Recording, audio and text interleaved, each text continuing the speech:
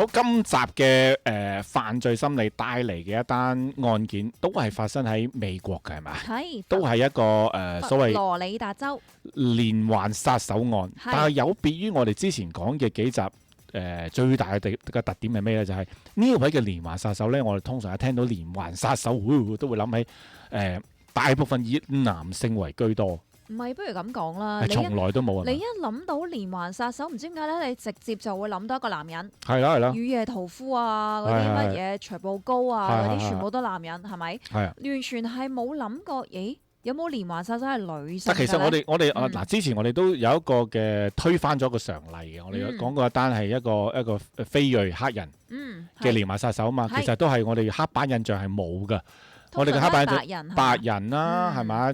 男性嘅白人係居多嘅，我諗應該佔咗90%以上。通常唔係喺美國咯，喺美國啦，係，但係真係可能我哋喺香港啦，咁我哋會諗到啊，香港其實都有連環殺手，咁所以即係可能都會有一個亞洲人嘅連環殺手嗰啲咁樣咯。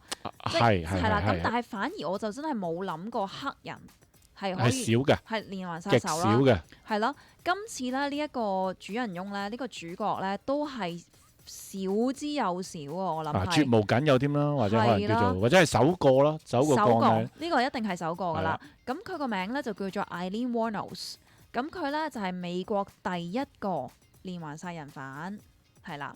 咁佢唔係第一個女性。第一個女性連環殺人犯，留咗個最關鍵嘅詞女性連環殺人犯係啦 ，number one 啊！咁你會覺得哇，咁佢咪好勁咯？點樣殺人啊？點解可以咁勁？因為通常我哋諗到連環殺人犯咧，好暴力啦，即係拿住嗰啲大斧頭咁樣劈咗人哋個頭出嚟，或者電鋸咧，係啦嗰啲啦，係啦。咁我哋就電影裏邊嗰啲係啦。咁我哋就喺度諗緊，即係其實我啱啱一做緊呢個資料搜集嗰陣時，我喺度諗佢點樣去殺人咧？嗰啲咁樣咁係啦。咁遲啲一陣間再同你講啦。一陣我哋會將佢嘅殺人嘅方法，係啦，披露啦，係啦，同埋動機啦，所有嘢啦嚇，一定會講嘅。係啦，但係你估下佢殺咗幾多個人？連環殺手就起碼要2個或以上啦。係啦，咁佢係殺咗7個人嘅 total， 7個男人，全部都係男人。咁同埋佢喺1年內就完成咗啲任務啦。係啦，殺咗7個男人嘅。我知道啦，佢係白雪公主。佢係白雪公主，佢殺咗7個小矮人。咦係喎，冇諗過呢樣嘢，就係唔殺佢後母，齋殺呢個7個小矮人。佢係冇殺到嗰啲後母嗰啲，係啊，齋殺7個小矮人。所以佢應該有個 nickname 叫做白雪公主。白雪公主啊，佢冇啊，佢冇。我知道。咁其實咧，我想話咧，Aileen Wuornos 呢一個人啦，佢其實係即係喺美國咧有導演啦，係揾佢呢個古仔咧拍過一套電影嘅。套電影咧叫做《美麗女郎》，一隻豺狼個狼，OK， 英文名叫做 Monster。咁呢套電影咧就喺2003年上映嘅。咁其實全部都係講呢個Aileen Wuornos 係成個生平啦，成個故事啦，佢點樣殺人啦咁樣。當然係即係喜劇化咗啲嘅，佢就唔係一個 documentary 咁樣嘅，即係借鏡一個咁嘅 case 咯，一套戲啦，正所謂真人真事改編。係啦，嗰啲咁樣，即係唔係 documentary 嚟嘅，係啦。咁其實 Aileen Wuornos 咧，佢係一個真係正式嘅被社會遺棄咗嘅一個人咯。其實即係睇翻佢嘅身世咧，都幾慘下嘅。即係我哋先要了解嗱，譬如我哋今日呢個即係題目啦，就係一個女殺手，女殺手冇聽過首歌？係有啦，陳寶珠啊，係啊，咁但係佢係連環殺手。係啦。咁我哋知道咗一個咁樣嘅，咪天生一副好身手。係啦。好嘢！突然間我諗起下一句係咩咧？咁樣係咁啊，即係我哋知道咗一個咁樣嘅案件啦。咁啊，當然好好奇。首先好好奇佢一個女士啊，即係絕對唔係一個性別歧視，只係一個好基本嘅，即係一個人嘅常識吧。即係男性同女性始終有分別噶嘛，喺體型上面。OK，我相信啊喺犯罪智慧上面咧係冇分性別嘅，我一直都相信堅信呢樣嘢。啱嘅。嗱，即係我哋分析下點解，即係咁先講一講男同女，點解我哋有黑板印象，一個重犯，一個連環殺手，我哋一諗就係會係男性居多咧。咁我哋之前好似大概有略略講過嘅，就係女士點解唔會犯下相對比較少犯一啲重罪啊？你記唔記得我哋有討論過？好耐之前我諗喺好耐之前有講過嘅，就係關乎到佢哋嘅嗰個咩話？嗰個叫咩？身體嘅構造當然身體構造係點樣去，身體構造係點樣完成呢件事啫。咁你所有嘢萬事都係起頭難，就係個頭啊嘛。即係你有個動機先得㗎。你首先殺人動機要有個衝動啊嘛。所以女士係相對冇咁衝動啊嘛。男人衝動啲嘛。係啦，我哋好多時去研究一啲嘅謀殺案件啊，其實好多我諗80%以上啊，都唔係謀殺㗎，即係唔係有預謀，sorry， 唔係預謀謀殺㗎。好多時都係一時衝動。哦，係。咁當然我之前同你一定結怨嘅，或者我已經有殺人動機嘅。我記得我同你講過呢樣嘢。係啊，我而家講翻你同我講嘢，你失憶㗎嘛？我唔記得咗。即係通常殺人咧，一定有動機先啦。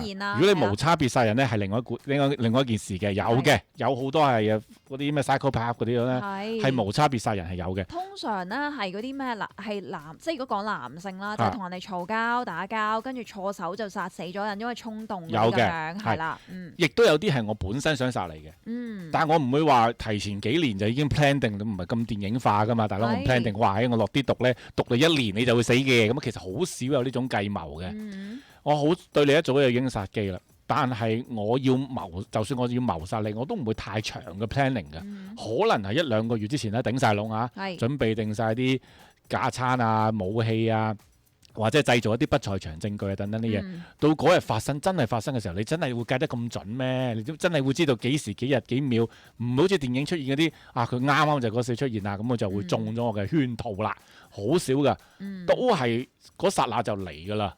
嗰秒鐘就嚟㗎啦，即係我覺得係咁啦。所以女士會犯下呢啲滔天大罪嘅機會率係細啲嘅原因就係其實佢哋唔係咁衝動㗎啫。佢哋唔係咁衝動，有仇恨但係冇咁衝動。係，同埋咧女性咧佢個心思係細密啲嘅。如果真係要犯呢啲罪咧，係鋪排咗好耐嘅，係即係諗咗好耐點樣編排去，即係令到呢件事去發生啊咁樣嘅。譬如啦，我俾個例子你，之前咧咪唔知喺Irvine 咧2個都係醫生嚟嘅，老公老婆2個都係醫生，都係華人嚟嘅，好似或者係亞洲裔啦。咁個老婆咧就慢慢喺個老公嘅嘢食嗰度咧落毒，係啦。咁但係你一次落毒唔會死噶嘛，即係你係要慢慢日日長期咁樣噶嘛。咁但係當然老公最終係唔舒服，跟住之後咧就去睇醫生，跟住醫生話你中毒喎，咁跟住佢翻查呢個 CCTV。跟住先至見到老婆原來喺自己嘅食物度落毒咁樣啦，咁即係先至揭發咗呢件事啫。咁但係即係個問題就係，如果女人係真係有殺人動機嘅話，應該係個仇恨日積月累啦，即係老公老婆係你日積月累啦，心靈交瘁啊，係啦，即係都 give up 啦，基本上跟住係唔想再挽留啦，跟住之後咧就開始慢慢編排我應該點樣去整理咧嗰啲咁樣，即係唔會係因一時衝動咯，唔會話比較少，唔係完全冇，但係好少。係啦，即係少到係即係唔話我今日同你嗌交，你個死佬，嘈兩句，你個死佬點嗰啲咁樣，跟住就攞把槍棒咁樣，就立架撐咁樣，即係少嘅呢個好少嘅係啦，唔係冇，真係極少。係啦。咁另外就係仲有一個原因嘅就係女人女性啊，相對比較容易心軟。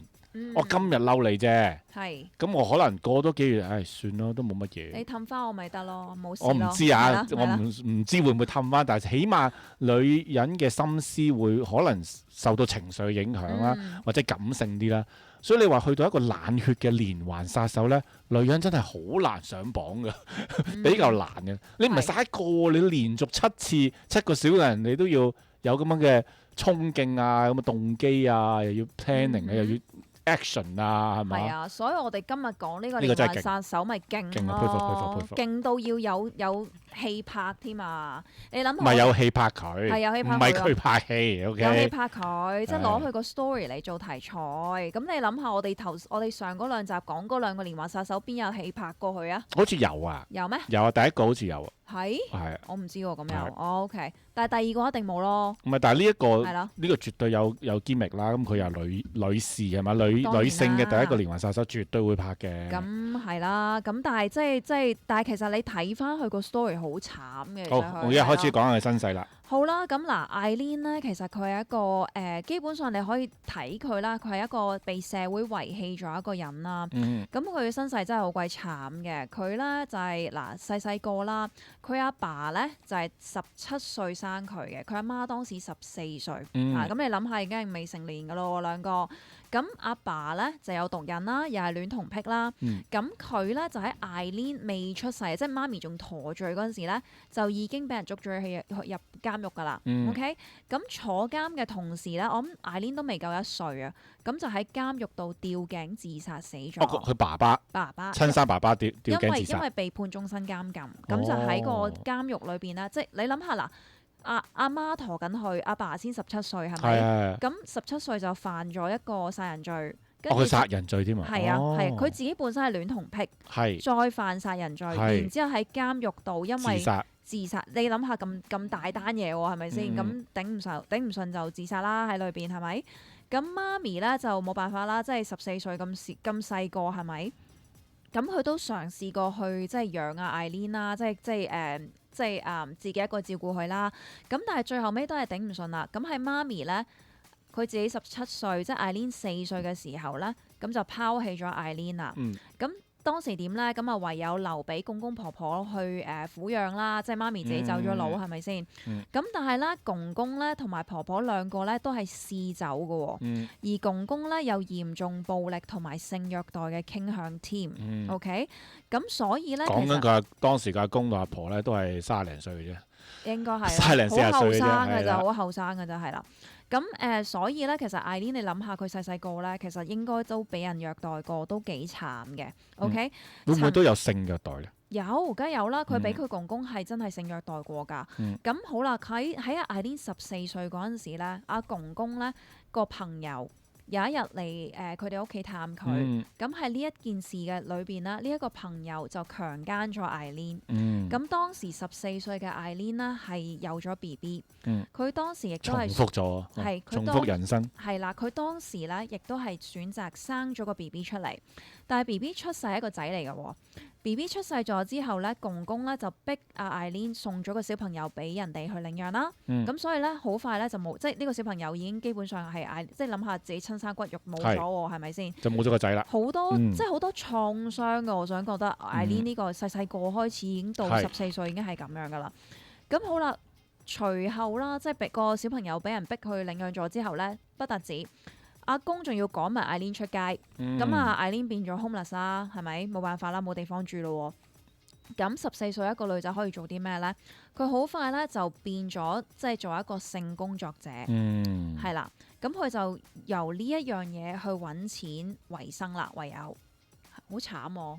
呢個我真係覺得好慘喎。身為一個女性咧，睇到呢啲古仔，我都覺得好慘。但係你仲要係冇嘢可以改變佢嘅人生嘅，即係喺佢個階段裏邊。咪就係呢啲，咪就叫做 helplessness。係啦，less 兩個 less 呢樣嘢。即係好無助啊！你諗下，即係我身為一個外人睇到呢個故事，睇到呢度咧，我已經覺得哇，好真係好陰公，我真係覺得。佢嚟見你都唔知點幫佢。我望住。有冇咁慘啊？真係好似唐伯虎點秋香嗰啲咁啊！邊個救我慘？真係冇人救佢慘，我真係覺得。即係如果你各位聽眾，你想睇下 Dr. Fun 啱啱做咗個咩表情出嚟咧，麻煩你遲啲去 YouTube 度睇翻個節目重溫啦，你就可以睇到我個表情噶啦。咁樣好啦，咁嗱，咁喺度講少少先啦。即係咧，基本上 Eileen 咧呢一個佢咁樣咁慘烈嘅一個人生咧，其實咧係造就咗佢將來develop 咗一個心理狀況啦，咁就叫做邊緣人格障礙啦。陣間我哋講啦，好冇？叫做 borderline personality disorder 啦。咁先講下佢點樣開始犯罪先啦。好，係咁即係我想話俾你聽啦。嗱，講多少少題外話俾你聽先啊。喺心理治療裏邊咧，我最唔中意做治療嘅咧，就係 borderline personality disorder。即係我最唔中意見到嘅就係呢一樣嘅。點解咧？我陣間講俾你聽。我而家諗到都覺得頭痛啊！係啊，頭痛。最難搞嘅 case。即係唔係最難搞，係我覺得最難搞啫。我搞佢唔掂。有啲人覺得好中意咩會？係啊。係㗎。我以前有個師傅咧，我跟嗰個師傅咧，佢好中意見呢啲人㗎。佢覺得好容易搞，但係俾我哋嗰啲咁樣，就係咯。我真係搞佢唔掂，係咯。我諗呢啲嘢阿奇哥遲啲啦解釋到，因為佢太過太過清楚我啦。可能我有呢個問題咧。冇啊，我覺得你冇啊。OK，好，繼續。好啦，咁Eileen 其實佢係點樣咧？即係嗱，你諗下佢其實嗱做一個性工作者啦，咁你諗下佢嗰個童年啦，佢被咁多男性遺棄啦、性虐待啦、欺凌啦、虐待啦，係啦，佢受過咁多嘅創傷啦，基本上佢對男性咧係非常之憤怒嘅。OK，但係慘就慘在佢要靠呢一樣嘢去維生，係啦，仲要將自己身體出賣嚟到揾食，係啦，俾啲佢好憎嘅人類。冇錯，所以佢基本上係佢好憎恨男性嘅，其實係啦，咁所以咧，佢同我哋之前講即係嗰幾個嗰兩個連環殺手好唔一樣。譬如話我哋講翻上次嗰個Andrew Cunanan 啦，佢咧就係為咗我要抬高自己，所以我要同呢啲所有人去有一個關係，係咪？咁我得唔到我想要嘅嘢咩？就摧毀佢，我就要摧毀你啦。Eileen 唔係，佢真係因為憤怒去憎恨呢啲男人，所以咧佢就去真係殺咗佢哋嘅。跟住佢就嗱，而家講翻啦，佢點樣去殺呢啲男人咧？佢通常咧就喺嗰個 freeway 邊，咁樣咧就開始去即係進行佢嘅賣淫啦。咁佢咧就即係通常都喺個 freeway 邊啦，就企喺度咁啊，睇下有冇人即係去上兜售啦，係啊，兜售啊，聲要唔要啊？要唔要咁啦？有冇興趣啊？嗰啲咁樣啦，係咪？有唔有 happy 啊？嗰類啦，係啦，咁跟住佢咧就即係睇下即係有冇人 pick up 佢啦。我哋即係英文講就 pick up 啦，係咪？咁佢第一個 pick up 佢嘅啦，呢個人叫做 Richard 啦。唔係，你講第一個意思係第一個被害者。第一個被害者。我以為你第一個客啊，你講清楚嘛？唔會。係即係當我而家講緊第一單案。第一單案啦，係1989年至到1990年發生嘅期間啦。第一個受害者叫做 Richard Mulroy。OK，咁佢當時咧就喺揸車喺 freeway 邊啦。咁跟住係啦，咁啱見到一個咁靚喎又後生嘅女性啦。咁跟住佢就係好似嗰啲人揸車去 fast food drive through 一樣，有啲係肚餓，食嗰啲嘢，食個包先。類似啦，跟住佢就 pick up 咗呢個即係Eileen 啦，係啦。咁跟住佢咧就揸車去咗一個類似啲森林邊啦。即係其實我諗下你真係連呢個酒店錢都唔肯俾喎，即係。係咁樣嘅，我以為個流程係一定要有酒店嗰啲。唔係，即係 motel 嗰啲。你兩個即係傾掂數㗎啫嘛，傾掂數冇乜所謂㗎。你有啲人中意係車㗎嘛，你知啦。係啊，咁跟住係啦，咁佢哋就即係 pick up 咗阿 Eileen 啦，咁就去咗嗰啲咩樹林啊，即係總之嗰啲冇人去即係食野餐啦，總之就類似啦，去咗嗰啲咁嘅地方啦。跟住之後咧，佢咧就即係發生咗應該要發生嘅事啦。係個交易完成嘅。完成咗啦，係啦，跟住 Eileen 中途添。冇咁，跟住後尾咧，Eileen 咧。就攞咗把槍去射殺咗阿 Richard Mulroy 喺冇原因嘅情況之下，而 Richard Mulroy 咧就係當時喺嗰個肺嗰度中咗2槍，然之後咧佢咁唔知係背定係前正面中。係啦，咁喺嗰個肺嗰度中咗2槍，然之後咧就死咗啦。咁案件呢，當時係冇即日俾人發生嘅，咁當然係冇俾人發現到嘅。咁因為 Richard Mulroy 其實佢係一個電子產品店嘅一個職員，唔係店主老細嚟嘅。咁佢冇翻工啦，咁當然有人報警啦，去咗邊啊，揾佢唔到啊嗰啲咁樣啦。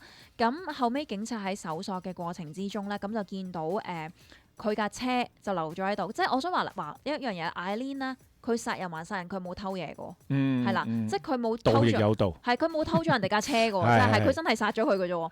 咁當時咧喺個樹林度就揾到阿 Richard 嗰架車啦，咁但係咧就冇人喺度喎。咁但係再行，即係喺架車附近嗰度搜索咧，慢慢就揾翻即係啲警察就揾到阿 Richard 嗰個屍體啦。咁就發現中咗槍嗰啲。咁佢又處理過嗰條屍啊？冇處理過，即係射佢死去，跟住就走咗咯。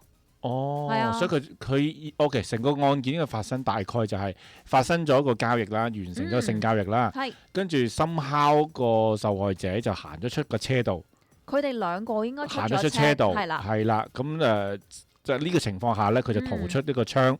就向佢胸口射咗2槍，就大概咁樣啦。大概係咁咯。跟住佢就唔知係唔知係咪山區定係總之樹林咁啦。總之個屍體發現同架車就唔係好遠，唔算遠嘅。唔算遠嘅。即係意思即係話個殺手係冇搬動屍體啦，冇處理過咯。係我諗佢都搬唔到啊，佢因為我就諗緊呢樣嘢。係啦，佢應該搬唔到係啦。咁好啦，咁當時咧。Eileen 咧，佢即係審訊嘅過程啦，就即係當然係佢殺晒咁多人之後，佢嘅審訊過程裏邊咧，佢就講話第一個佢嗰個殺人、即係殺嘅人啦，就係 Richard Malloy 啦。咁佢就話佢堅稱係 Richard 強姦佢嘅，咁佢係為咗自衛，所以先至殺人。係啦，佢完全係冇動機去殺呢個 Richard 嘅，佢真係想保護自己嘅啫。但我心裏邊諗，你隨身抬住把槍嗰啲咁樣咧，你明唔明啊？係啦，咁講埋第二個先啦。咁跟住第二個咧就係一個建築工人嚟嘅。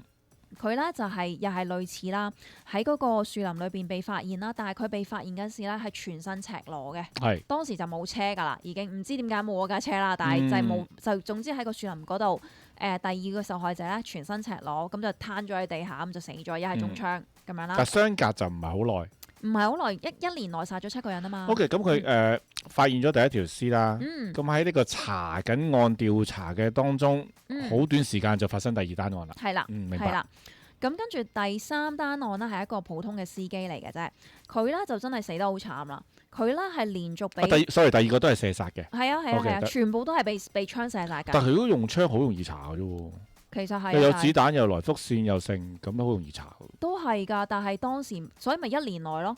如果你唔係都要1年，都要假成年。如果你唔係1年嘅話，我即係如果你點講咧，佢唔係因為把槍嘅話，我諗佢仲耐啲添。係啊，所以佢都幾幫警察，即係幫警方快啲破案。佢冇好完善咁樣做到。係啊，佢唔係一個完美殺手。佢唔係咯，係啊，佢唔係咯，係啦。咁第三個的士咩啊？司機？唔係的士司機嘅司機啊。司機。第三個係一個司機嚟嘅，咁佢咧就係中咗9槍。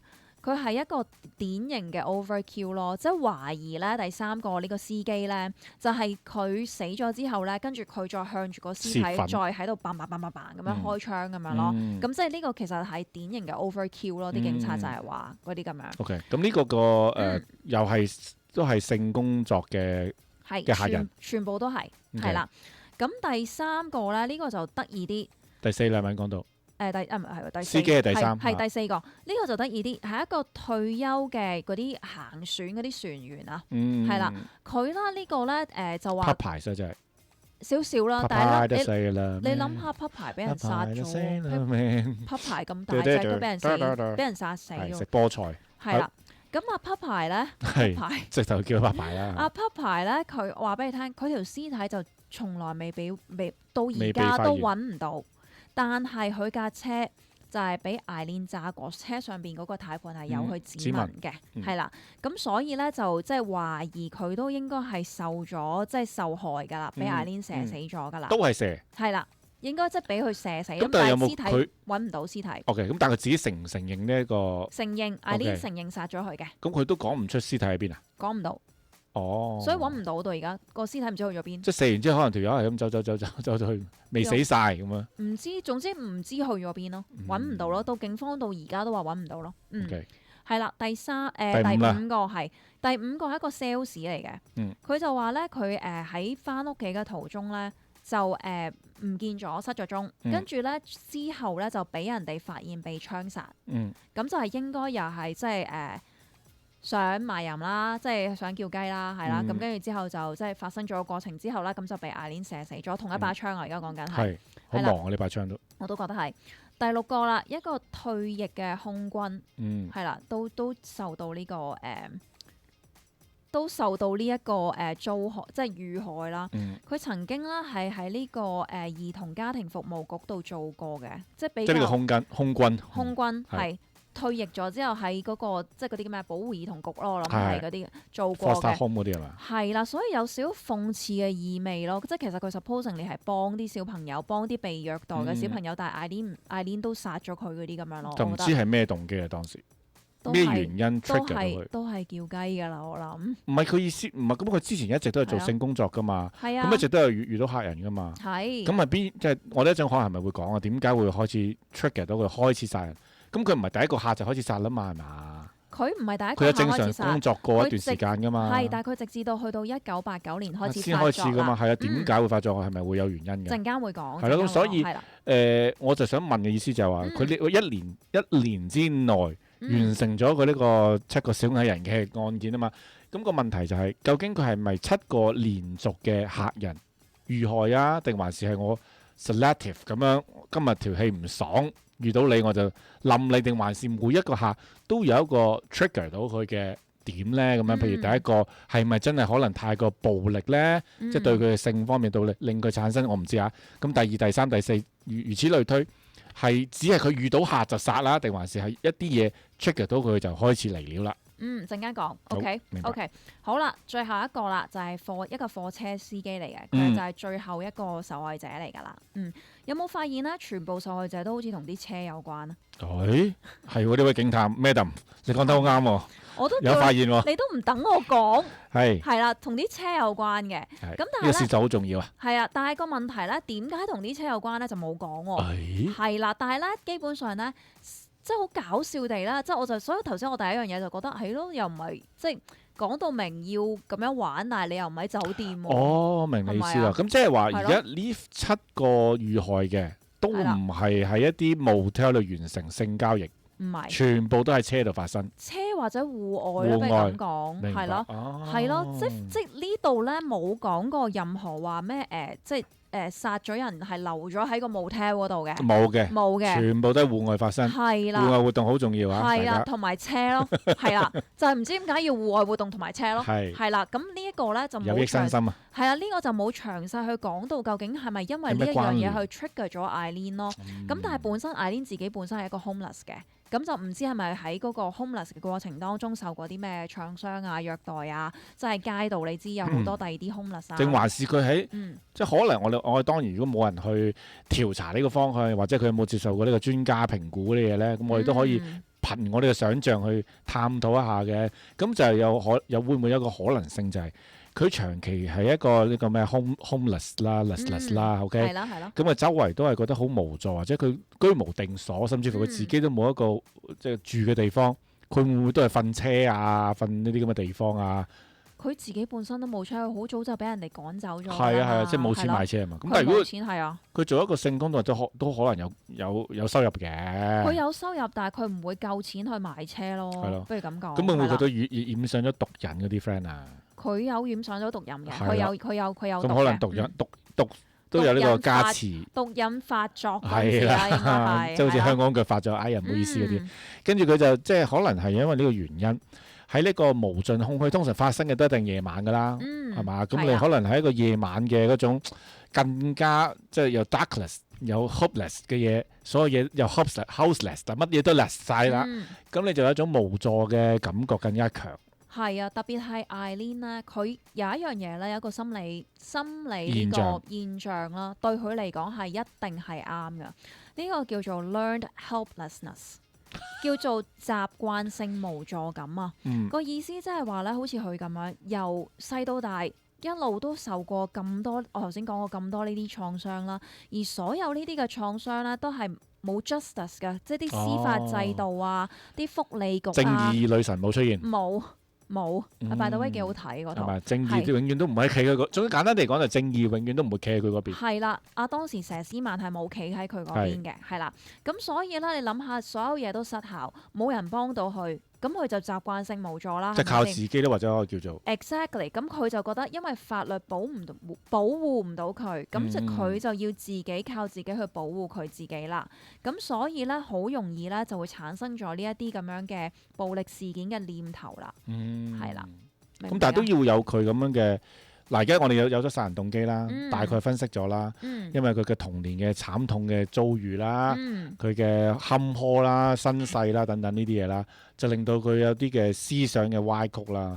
其實所以我哋之前都有探討過問題就係，好似你有問過嘅就係 psychopath 究竟係可以係天生啊，即係遺傳啦，定係逼成噶嘛？係育成啊，定係天生啊嘛？後天定係天生定係後天啊嘛？邊樣嘢話？即係邊樣嘢會？邊緣人唔係 psychopath， 即係呢個 psychopath，OK， 即係即係冇同理心啊，會殺人嘅嗰個衝動啊，即係呢啲嘢，究竟係會有一個即係好似心理病咁精神病咁，係會有機會傳染啊，會影響咗你啊，定係好多時候就係後天啊，定還是係咩原生家庭啊？兩個都有，全部都有可能係咪？Depends on 佢個個人唔一樣㗎，係個個 case 都唔一樣嘅，有啲真係天生，有啲就真係後天。咁喺呢一個情況下嗯， ，Aileen 嘅情況下，佢好似係兩都發生緊喎，係即係佢父母都不見得係一啲善男信女啊，係咪？係咁啊，佢嘅親生爸爸都係謀殺罪入獄噶嘛，係咪？係啦，咁啊，再加上係咯呢啲慘痛嘅童年，咁佢真係唔殺人，真係説不過去，冇係啦，天理嘅，佢唔殺人嘅話，有啲係㗎，冇係天理㗎。啊，咁你知唔知佢最後尾係點樣被捕啊？係點樣被捕咧？嗱，我頭先話有把槍都唔記得咗俾啦。人拉添啊！係啊，頭先我已經話咗佢有把槍啦，係係咪？把槍其實係一個證據啦。咁但係其實當時佢揾唔到把槍嘅，因為把槍仲喺艾蓮度嘛。邊個揾唔到？警察揾唔到。警察揾唔到把槍，嗯係啦、咁把槍仲喺艾蓮度，係咪？咁收得好埋添，咁所以咧就揾唔到嘅。當時咧，艾蓮呢其實係同一個同性戀者咧拍緊拖嘅。當時咁當然啦，艾蓮殺咗咁多人啦。咁佢亦都自己著緊草啦，可以咁講。OK，咁有一次咧，咁就我諗警方係即係開始懷疑係佢啦。咁佢就揾咗阿艾蓮呢一個同性戀嘅女朋友啦。咁啊開始去即係盤問啊，所有過程啦。所以叫做係啦，拘留咗，唔係拘留。審訊緊呢單案係咪？唔係搜證啦，搜證緊呢單案搜證啦，係啦。協助調查係啦，協助調查查係啦。咁佢就揾咗呢個女朋友咧去協助調查啦。咁跟住之後有一樣嘢咧就係嗱，叫個女朋友打電話俾艾蓮，當時已經有手提電話㗎啦。佢話你打電話俾艾蓮，你問下佢而家喺邊啦，因為佢會接你電話嘅。咁警察當然同時間會錄音啦。咁就喺呢個錄音嘅過程當中，艾蓮承認咗佢殺咗7個人。咁已經已經係錄晒音㗎。但唔係向警方承認，唔係佢向個女朋友承認。係啦，咁而呢一段對話係錄咗音嘅。但都唔可以成為呈堂證供㗎喎。因為佢唔係合法去取證。唔係合法，咁但係當時佢哋警察就開始去揾阿艾蓮咯。咁足之係真係拘捕咗佢嘅，喺佛羅里達州嗰度。咁拘捕咗佢之後咧，佢亦都係承認咗佢呢7單嘅殺人案件嘅。咁咯。明白晒。係啦，咁當時咁結果支槍又點揾到咧？咁係咪艾蓮又喺佢個身嗰度咯？即係警方可能係因為從住呢個即係槍啦、子彈啦，就已經知道係個槍主係邊個啦。其實咁當然個槍主未必係佢啦。當然啦，即係可能係後期唔知喺邊度買翻嚟㗎啦。係啦，咪順藤摸瓜，點都揾到佢嘅。係啦，咁所以咧，足之咧就揾到阿艾蓮啊，咁就拘捕咗佢啦。咁當時咧，其實拘捕咗佢1990年啦。咁當時審訊嘅過程都審訊咗好耐啦。然之後咧，艾蓮咧佢其實喺監獄度過咗好耐嘅。而審訊嘅過程當中咧，法官啦係一致裁定佢係謀殺罪成啦，7單謀殺罪成啦。係咯，佢審咁耐啫，奇怪。係啦，咁就判咗佢死刑嘅。係啦，咁但係死刑啊？死刑啊 ，execution 啊，係啊。OK。死刑咁，但係咧到最後尾咧，特赦唔係，咁就係2002年，艾蓮就處死咗咯。因為嗰個州有死刑。有死刑係啦，咁但係加州冇嘛。係咁，你諗下1990年到2002年12年咯，都12年期間啊，係啊。咁所以其實佢死刑，即係佢被處死之前呢，其實佢都喺監獄度過咗12年咯。咁而喺監獄度過嘅日子裏邊啦，後期咧特別係佢係開始有啲精神分裂嘅。哇！係啊，精彩啊，好精彩！即係到嗰陣時佢哋講，即係嗰啲獄卒啦，嗰啲心理醫生啦，後尾講翻出嚟咧，就開始話佢所有嗰啲精神病嗰啲所有嘅病徵開始慢慢發出嚟啦，係啦，which 係好正常嘅一件事，好合理嘅，係啦。OK，咁啊，我先講第一件事先啊。第一個感覺就係完全我有時覺得好奇怪。我睇好多呢啲嘅 documentary 好啊，即係留意喺美國發生嘅一啲嘅criminal 嘅一啲 case 啦。我覺得最頂唔順或者最令到我好唔係憤怒嘅啫，好煩嘅就係個司法程序實在太耐啦。係咪好嘥我哋啲納稅人錢？係啊，即係呢樣嘢，呢個第一啦。係。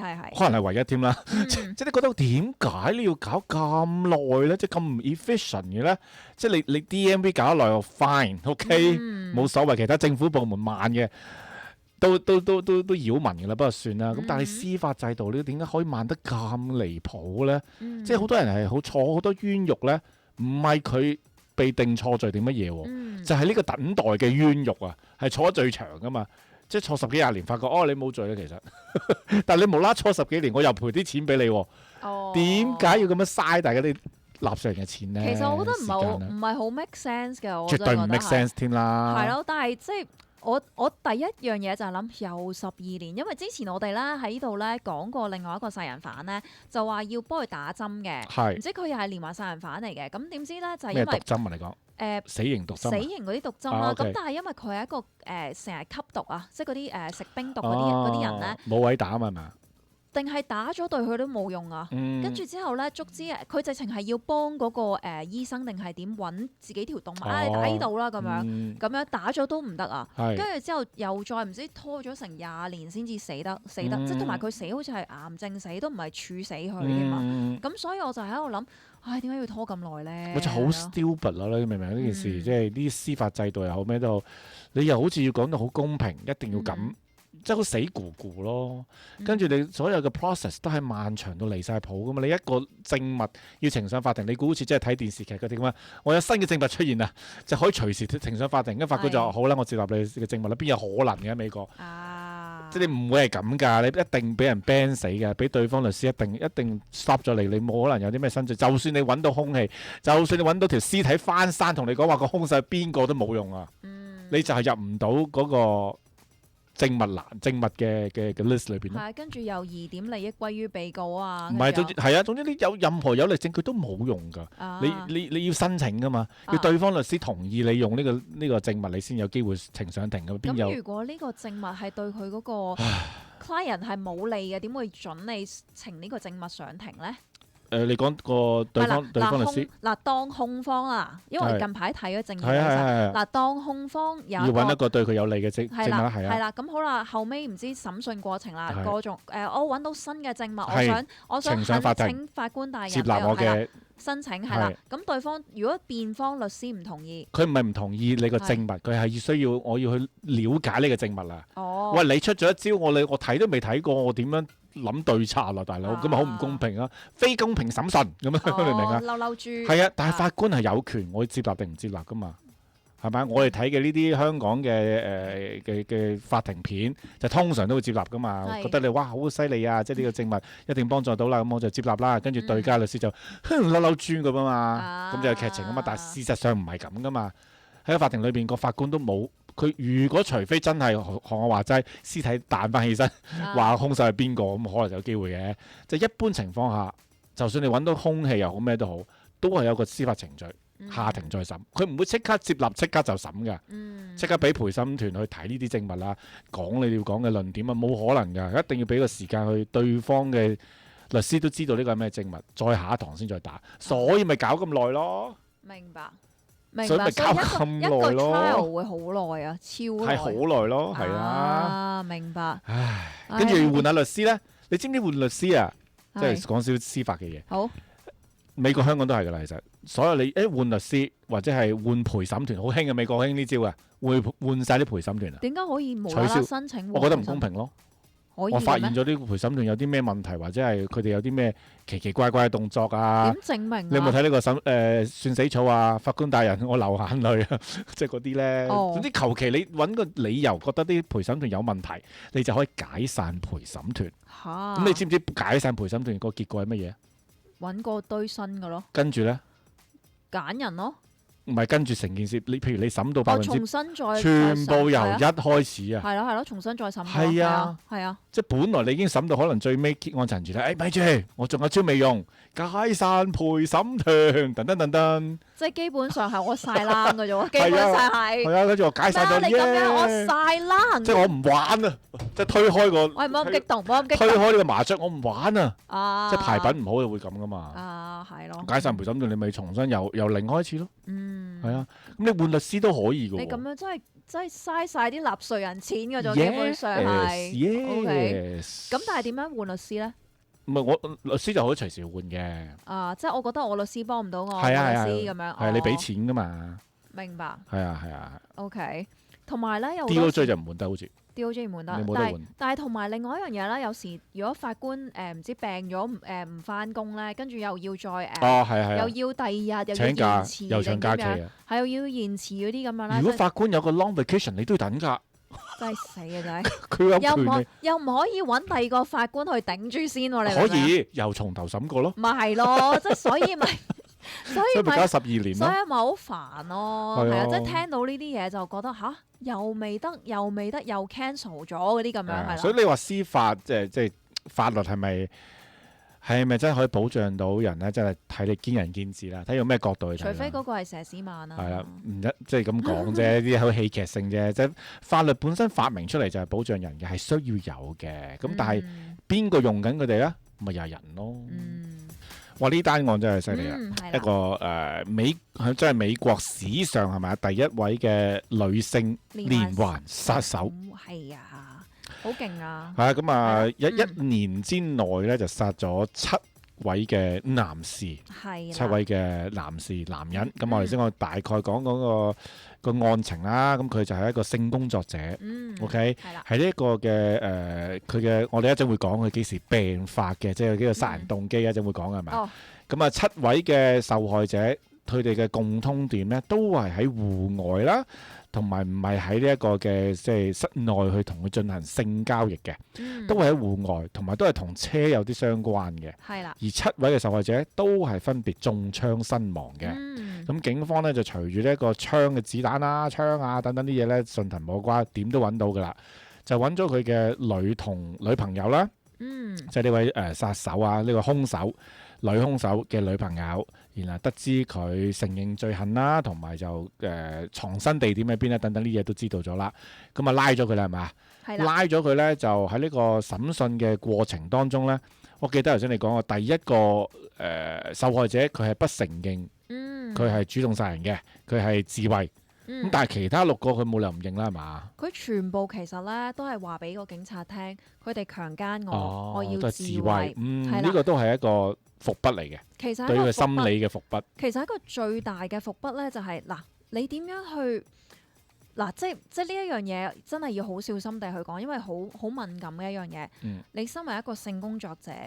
你 supposingly 同呢一個男性去發生呢一啲關係，應該係你情我願啦，係咪先？係。但係佢竟然係話呢啲男性強姦咗我，點解會咁呢？即係點解會有呢一個？我覺得有少少唔係好合邏輯啊！你明唔明啊？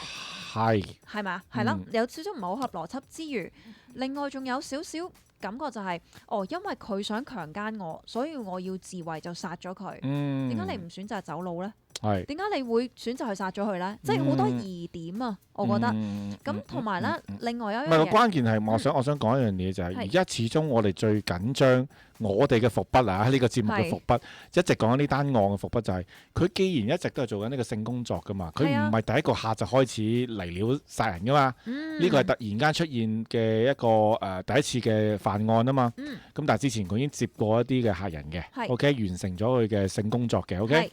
咁唔知點解第一單究竟發生咩事令到佢起呢個殺機呢？其實呢一樣嘢咧，佢一路都冇講過。而我哋只可以推斷，我哋嘅推斷啦，就係頭先我同你講，我咪話俾你聽，佢有一個心理現象嘅，叫做邊緣型人格障礙嘅。我懷疑或者係好多心理學家懷疑，就係因為呢一個障礙令到佢作出咗殺人嘅動機。可唔可以解釋下啲障礙啊？邊緣型人格障礙咁樣咧，英文啦，嗱講英文可能你會聽過，叫做 borderline personality disorder。咁咧其實係心理學家Marsha Linehan 咧發現呢一個心理障礙嘅。咁我想話俾你聽，呢個心理障礙咧，我可以話俾你聽，我上過好多堂，讀過好多書，都係 get 唔到嘅。唔係 get 唔到，我好驚，我會。即係 Dr. Fun 真係可以好大聲咁話俾所有聽眾聽，如果我遇到一個病人咧係有呢一個咧，我真係好想掉頭走，我真係好唔想面對呢一個人。即係你嘅噩夢嚟嘅。我嘅噩夢嚟嘅，係啊。咁究竟呢個得人格有咩咁特別咧？而家我都要有個心理準備先開始去講啊，大佬。講都驚啊嘛。好驚啊，大佬。嗱，咁咧，身為一個邊緣型人格障礙咧，其實係真係幾難可以。先至得到呢一個 diagnosis 嘅 ，OK？ 基本上咧，我將會講9項，哇咁多9項嘢，中曬就你啦。唔係，你中5項咧就已經係㗎啦，係。你好驚？9項裏邊緊張啊！所以你問我啦。睇我死啦！中唔中先。不如我哋而家早啲完結節目啦。我哋好，各位聽眾，收工我哋拜拜下個禮拜再見。哦即係我都想知我係咪多邊人㗎？嗱，我話俾你聽，首先邊緣型人格咧障礙咧，多數患者都係女性。哦，有冇男性？有。咁我 call 翻花子翻嚟先。唉，真係。佢係最有資格可以做呢個測試。快啲叫花子過嚟。佢成日話自己有女性嘅思維㗎嘛。繼續，唔好意思。冇。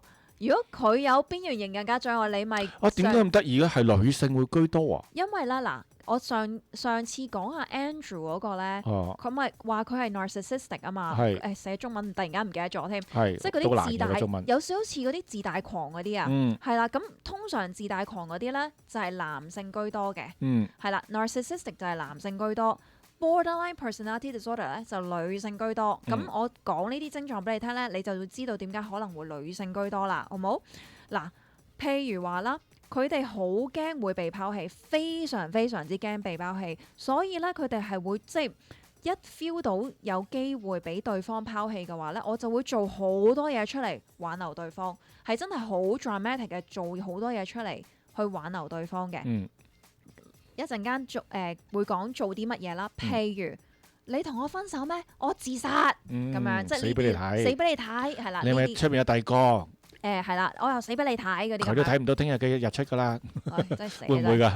會，即係會殺埋對方嗰啲啊？有機會㗎。嗱，總之咧，佢就會做好多嘢去挽留對方，其中自殘係其中一個特質。OK， 首先做好多嘢，會好驚被拋棄啦。自殘啦，同埋咧佢嘅情緒係極度唔穩定啦，成日咧即係譬如話你今日同我出街食飯咩？哦，你就係一個非常之好嘅男朋友。你聽日要做嘢唔得閒陪我咩？你就係惡魔。你係惡魔，係佢。你要死。佢一係得黑同白嘅啫，佢冇灰㗎。佢一係黑一係白嘅啫。OK，咁好啦，另外啦，就係佢有自我認同嘅障礙㗎，即係譬如話成日覺得究竟我係邊個咧？你愛我咧，我就係一個非常之好嘅女朋友。你唔得閒陪我咩？我就係一個好差嘅女朋友。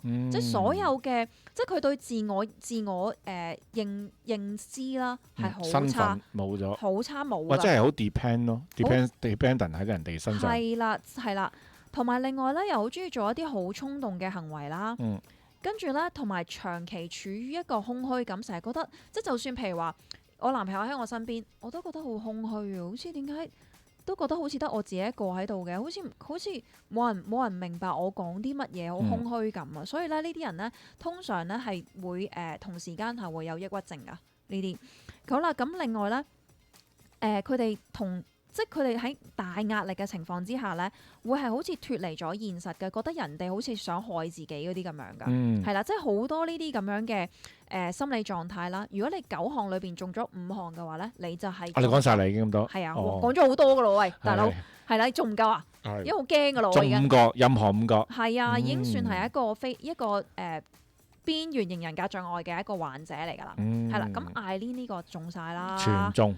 基本上中咗好多啦，嗱，好驚被拋棄啦，即係諗下細個，阿媽唔要佢，阿爸唔要阿媽，跟住之後咧，俾阿公阿婆養，跟住咧阿公最後尾又踢走自己，你已經係咁不斷俾人拋棄啦，先傷害再踢走，係啦，跟住咧睇下先，佢仲有乜嘢咧？佢仲要同一個咩侵犯佢嘅人生咗個 B 嘛？係啦，侵犯佢嘅人係啦，佢極度情緒唔穩定啦，一嬲咧，跟住就殺死咗嗰啲人啦，係咪先？跟住佢長期處於空虛感啦，即係佢根本身邊都冇人冇物咯，係咪？自己生出嚟個 B 都冇咗咯，係咪先？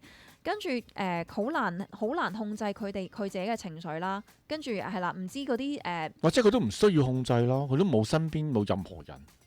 佢有工作㗎嘛？係咯，但係冇屋企人㗎嘛。佢有個同性戀伴侶啊嘛，係咯。咁但係基本上佢都係點講咧？佢都係為咗着草，佢都拋棄咗個同性戀伴侶咯，係咪係咪啊？係咯，呢啲啦。基本上佢中晒㗎啦，佢好多嘢都。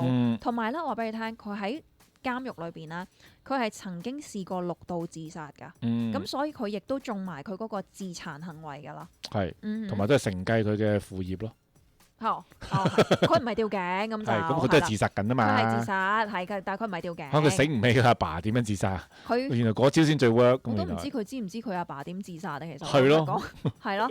總之就係咁樣啦，係啦。咁所以咧，其實 Eileen 係中晒呢一個邊緣型人格障礙嘅。咁另外咧，邊緣型人格障礙嘅人，我哋就因為呢一樣嘢去推斷，可能咧會唔會係發生呢啲即係佢性交易嘅過程當中，會唔會係嗰個狀況有少少似佢嗰個阿公咧個 friend 咧，咪強姦咗佢嘅？會唔會就係有啲似阿公個 friend 點，即係嗰個情況啊？個環境情景係啦，點樣去強姦佢？咁樣就會唔會係引發起佢嘅憤怒咧？係啦，即係我哋英文講被 trigger，被 trigger 咗。咁跟住咧就可能就係因為咁，佢回想翻去佢當時俾人哋強姦嘅情況之下咧，咁跟住就真係為咗當時自衛，因為佢當時14歲，佢冇能力自衛啊嘛。佢而家大個咗係一個成年人啊嘛，有把槍佢可以自衛，咁佢咪因為自衛殺人咯。所以佢一路咧，即係我哋嘅推斷就係因為呢一個舊創傷，所以咧當佢同呢7個男性發生性交易嘅時候咧，咁可能就係為咗自衛，因為佢覺得對方強姦緊自己，所以咧就錯手殺人啦，咁樣咯。對佢嚟講係錯手咯。對佢嚟講係咁啦。實際上，當佢發生即係喺呢個行兇嘅過程當中，其實除咗我覺得嚇，即係我哋即係自己去傾啦、分析啦。佢即係除咗係一種自衛之外咧，亦都係一種泄憤嘅。會，因為佢太過嬲男性啦，佢俾咁多男性拋棄喎。好啦，咁呢個問題又出翻去我哋好耐之前都係討論過一個問題，就係一件事發生咗，究竟對一個人嘅以後嘅影響係好定壞，或者係邊一個方向呢？係要視乎當時嗰件事發生嘅時候，佢嘅感受係乜嘢噶嘛？即係例如我哋成日都話我成日都舉一個好簡單嘅例子，就係屋企好窮嘅，係咪啊？咁你會發生咗兩種嘅可能性噶嘛？當然唔係只係得兩種，係有兩個故事可以講啦。一係就佢就因為細個好窮啊，所以佢就發奮圖強，佢就以後就揾到好多錢啦，好成功啦，咁 OK。有另外一個就係另外一種完全極端嘅情況，就係我都窮開噶啦，我就係咁噶啦，地底泥嚟噶啦，我習慣咗啦，係咪啊？咁但係兩個故事都講得通噶嘛，都會發生噶嘛。咁就視乎點解個分別咁大咧？咁你有人會上學會講天生啦，係咪條命整定啦。但係如果現實啲去講，或者係事實上去講咧，就係你當時嘅感受係點？窮對你嚟講係咩感受咯？同埋你身邊咯，環境環境影響咯，你身邊家人啦，點樣去誘導你啦？我覺得係好大影響咯。同埋窮，我最重要係窮刺激到你心裏邊嘅邊一種係痛啊？定還是係？我就係咁認命感啊！邊樣嘢令到你更加強烈啊？你突然間咁樣講咧，我諗翻起我曾經喺網路嗰度咧睇過一個少少短片啦。我諗係泰國㗎，咁就話咧係一個阿仔同一個阿爸啦。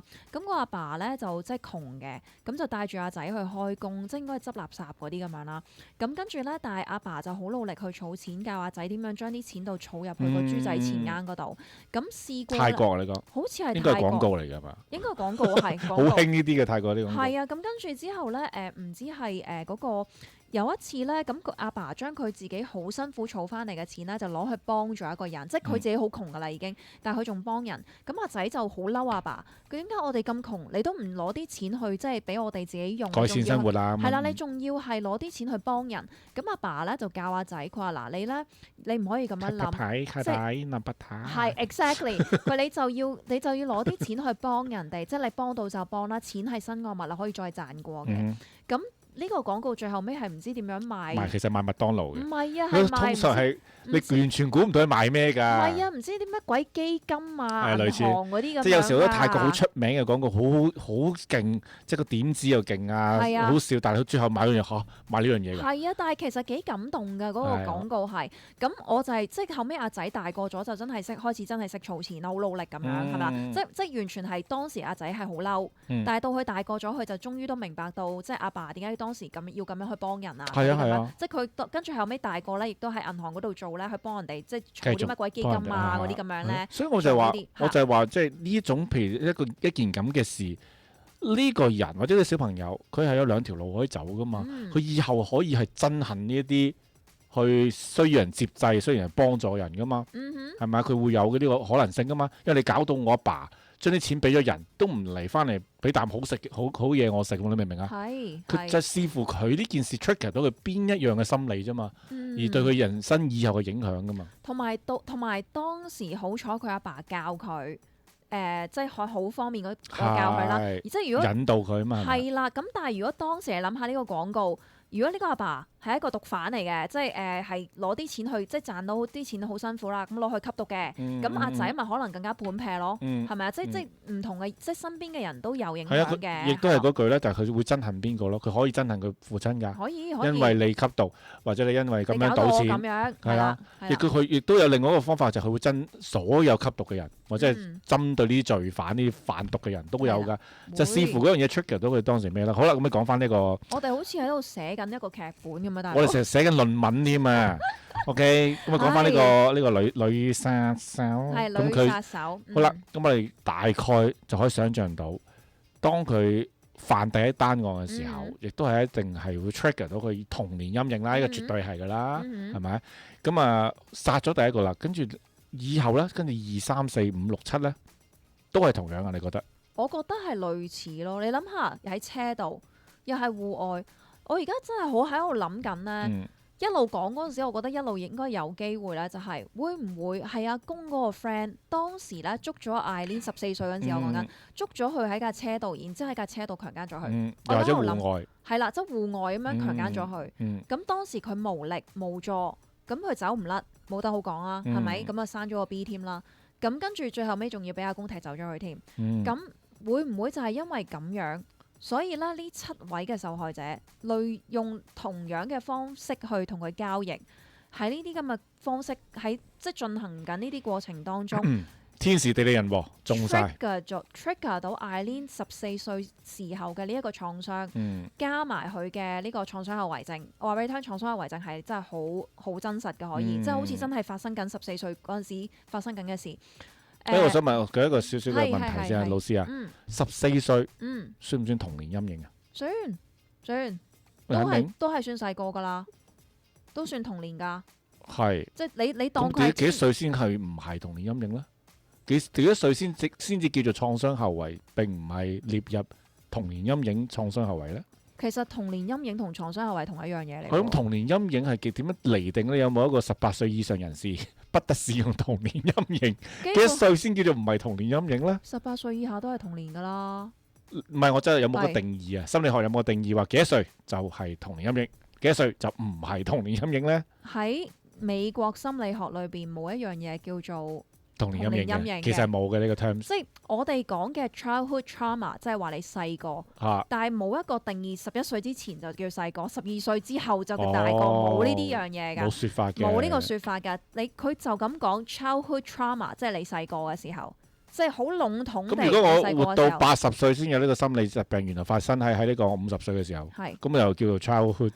不如咁講啦，我哋用一個正常嘅角度去睇，幾時先成年啊？18歲嘛，咁18歲以前發生嘅就童年啦，就童年咯，係啦。18歲以後嘅就唔係童年咯，係啦。即係只能夠用 common sense。就咁用一個普通嘅 trauma 嚟講咯，係啦。因為你講到 childhood 嘅，你 BB 時候媽咪陀住你嘅都可以係 childhood trauma，係㗎，係啊，所以其實個寬度好大㗎。總之其實，但係我就覺得，如果你個人生中係有創傷嘅話咧，就係一個創傷嚟㗎啦。好啦，咁啊，即係呢個女事主，咪呢個女殺手啊，女兇手，就14歲嘅時候發生呢件事嘅。咁佢犯案嘅時候大概幾多歲啊？佢犯案嗰陣時，佢1989年，30零歲到啦。係啦。咁所以佢係啦，咁佢就喺呢個監獄度度過咗12年啦。咁喺監獄嘅時候啦，我想同大家分享下佢發生咗啲乜嘢事啦。咁一開頭其實佢都係一個好正常嘅一個人嚟嘅，都你問佢所有嘢咧，佢都可以好 logical 咁答你。佢一路都係會話俾你聽，我係自衛殺人。我殺人咧，我唔係因為仇恨佢，我真係因為保護我自己，因為佢想強姦我。一路即係佢永遠好 consistent 地都係講呢一樣嘢嘅。直至到我諗係佢被處決之前嘅幾年啦，開始啲獄卒就開始睇到佢嘅有少少唔一樣啦。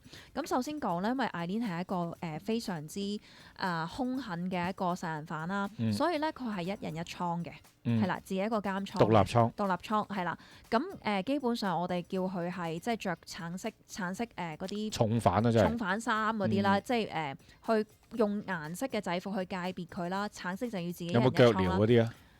喺嗰個倉裏邊就冇，行出嚟咧就喺嗰個腰嗰度鎖住個腰啦，然之後將兩隻手鎖住喺嗰個腰嗰個鐵鏈嗰度，咁啊，我哋叫 waist chain 啊嗰啲，係啦，咁即係你係用嗰一樣嘢去運送佢，唔係運送應該點講咧？送佢上法庭啦，又或者可能要送佢去醫院啊嗰啲咁，所以總之你要離開你嗰個倉嘅話咧，就要咁樣做啦。OK。咁跟住咧，佢一人一倉啦。咁佢當時咧個獄卒咧就即係講翻出嚟啦，就話佢咧喺臨死之前嗰幾年咧，佢咧就開始有少少精神分裂。佢咧就話啲獄卒咧喺佢嘅食物裏邊咧就落毒。然之後咧佢就話不斷係咁聽到有好多幻聽，啲人不斷喺度，即係話啲獄卒咧成日喺度扮佢度門，唔俾佢瞓覺。跟住咧搞到佢精神分裂。但係其實咧啲獄卒係冇咁做過嘅。呢個咧，我哋只不過可以話佢嘅精神分裂嘅症狀咧，開始慢慢浮現出嚟啦。點解咧？咁因為個問題咧，就係當一個人你本身可以好似我哋咁啦，正常人好自由咁樣喺出邊喺呢個社會出邊遊動啦，唔會話好少會話無端端會發生咗精神分裂嘅，除非你真係突然間受咗好大嘅刺激啦嚇，咁就可能會有精神分裂啦。但係咧，當一個人被困喺一個好細嘅監倉空間。當時咧，我同你咧喺 Covid 嘅時候咧講過一個題材叫做 cabin fever 嘅，就係當時我哋因為要嗰啲叫咩 quarantine 啦，咁係啦隔離啦，咁我哋就要韞喺屋企啦，唔准出街啦。咁好多人咧就會覺得哎呀好情緒好唔穩定啊。算唔算嗰啲咩幽閉恐懼症啲 friend 嚟嘅？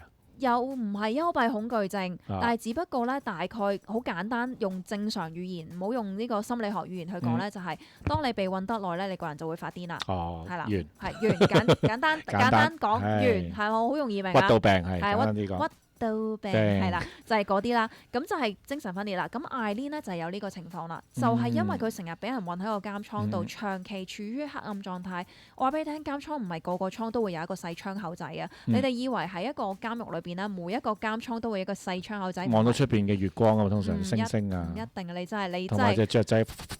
你好彩就係渴望自由啊，咁樣啲啊嘛。你好彩就係咪個鏡頭咁樣擺靚啲嘅，OK。個電影感啊強啲嘅。你拍緊電影就係嘅，你唔係拍緊電影咧應該冇嘅，係啦有時。咁總之咧就唔係個個監倉都有，我就唔知艾蓮個監倉有冇呢一啲嘢啦。咁同埋如果你個監倉咁啱就喺地牢度咧，你一定見唔到陽光嘅。當一個人長期處於黑暗狀態，係一個非常之安靜嘅狀態。曾經有一個心理測驗啦、測試啦、research 啦、實驗啦，咁就係做咗出嚟咧。當我哋呢啲咁嘅正常人，韞我哋係一個黑色嘅房裏邊，全黑係嘛？全黑冇房伸手不見五指。冇錯。然之後會死㗎喎，其實間房係隔音。一開始10分鐘可能你都還會 OK。但係我想話到慢慢20分鐘、30分鐘，甚至40分鐘開始，你就會慢慢聽到一啲聲音。嗰啲聲音係根本就唔存在，但係有好多測試者行翻出嚟嘅時候，就話俾嗰啲實驗員聽啦，就話我喺間房度係聽到聲，聽到咩聲？有人同我講嘢。即係所以你諗下，我哋30-40分鐘喺一間實驗室裏邊，同埋會開始睇到啲嘢添啊！有機會嘅，可能睇到啲光閃下閃下咯，係咯。你知唔知點解啊？點解咧？即係呢個情況係正常噶嘛？我明白。因為喺個眼度殘留咗啲影係咪？唔係，係個腦覺得 boring 啊。哦。唔係我講嘅真係唔係搞笑嘅 boring。係。一個習慣咗每日嘅 routine 啊。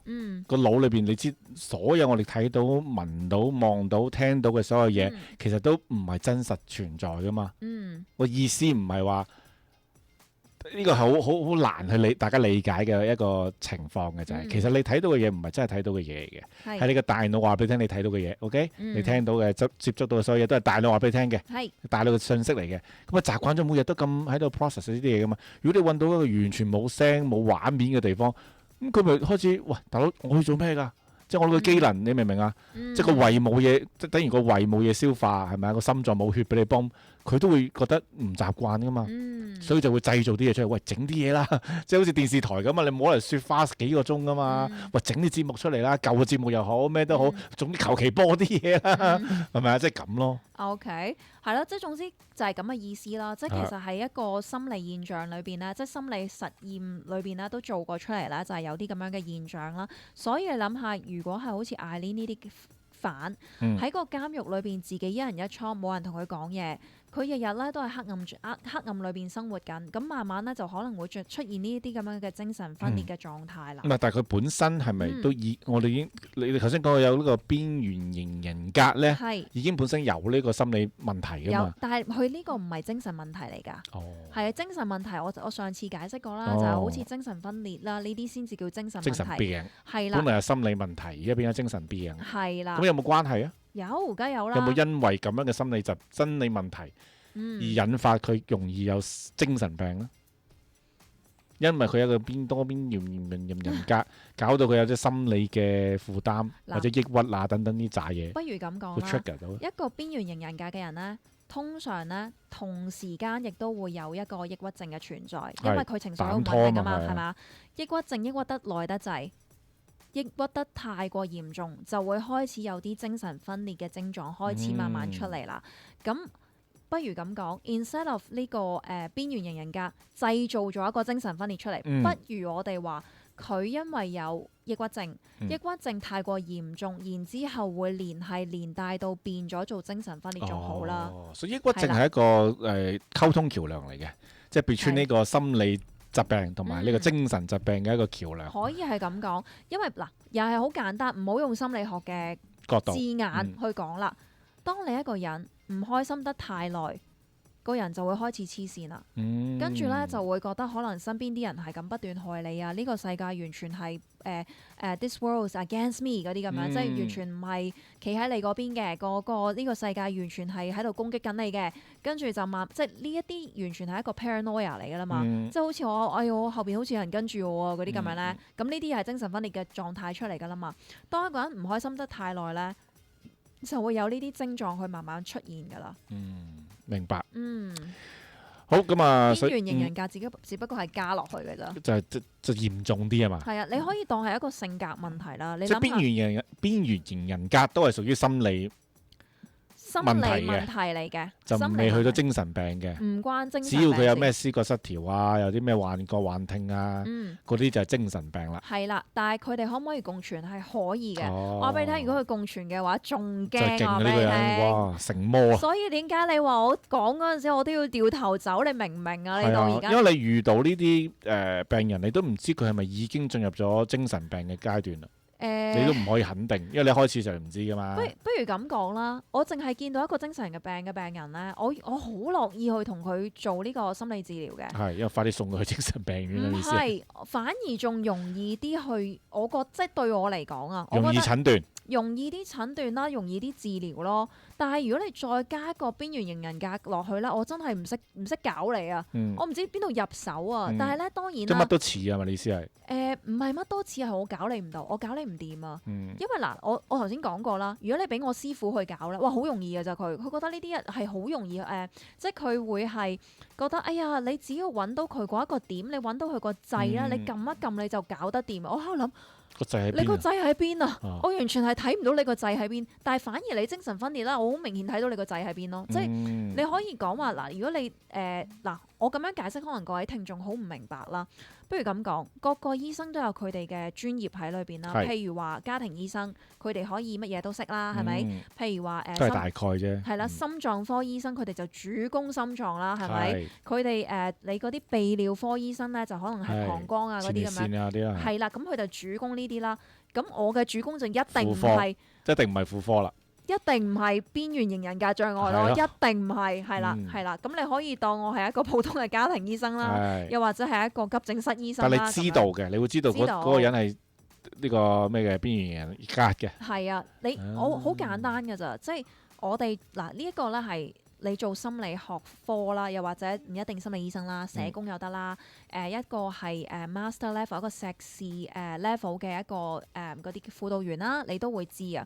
基本上咧如果你遇到一個人即係我遇到呢啲邊緣型人格嘅人咧，我唔需要同你傾偈好耐嘅啫。可能我同你傾5分鐘啦，我已經 feel 到你係呢一個噶啦。咁我就想掉頭個走啦。特點係咩啊？個特點就係喺溝通上面嘅特點係咩啊？溝通上嘅特點係好黑白分明啊！嗯即係你唔會有灰色地帶嘅。即係總之一講啱你講嘅 topic 咧，你就源源不絕。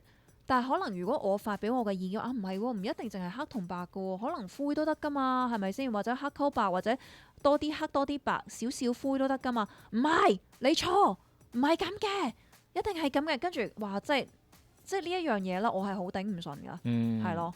咁所以我就即係唔好話病人啦，身邊嘅朋友咧遇到少少呢啲咧，我都會即係有啲呢啲有啲呢啲邊緣人格嘅朋友特質啊，真係嗰啲咁樣朋友啦，係就唔可以做朋友啦。係啦，即係所以我對呢一個病嘅反應係非常之大嘅。定係你有啲唔好嘅經歷咧？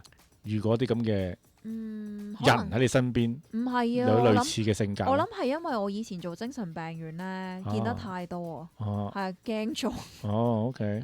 咁你唔係話邊緣人格唔一定係有精神病嘅咩？但係精神病再加邊緣型人格就好係啦，就好就錦上驚，我添花啦就好驚㗎啦，係啦，就識飛啦。我就好驚㗎啦。 OK。好啦，咁啊呢位嘅叫咩名話 Eileen。OK，仲有咩補充啊？佢仲有咩心理嘅補充？你覺得需要加？仲有咩心理嘅補充？我諗冇啦。佢最大嘅咧就係邊緣型人格障礙咯。係最煩嗰個啦。which 係同呢個 Andrew Cat 死啦！突然間講到上次嗰個係同阿 Andrew 啦，係啦，同 Andrew 嗰個好相反，因為佢就係自大狂啦。係 Eileen 根本係冇自大呢一樣嘢，佢真係自卑狂。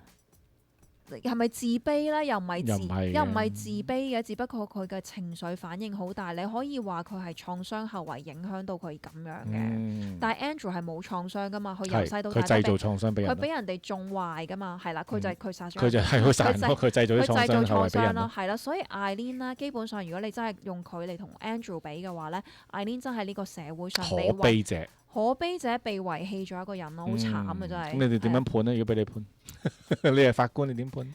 唔好我係法官啦。你當你係少年法官，你當你係佘舒曼咧？我係佘詩曼。佘舒曼啊！你有冇後悔啊？講10句對唔住。有冇悔意啊？講10句對唔住。你同呢7個人講，我愛你。同呢7個人嘅屋企人講對唔住，係啦。就唔判啦咁啊。係啊，跟住我走咗去。好彩你唔係法官。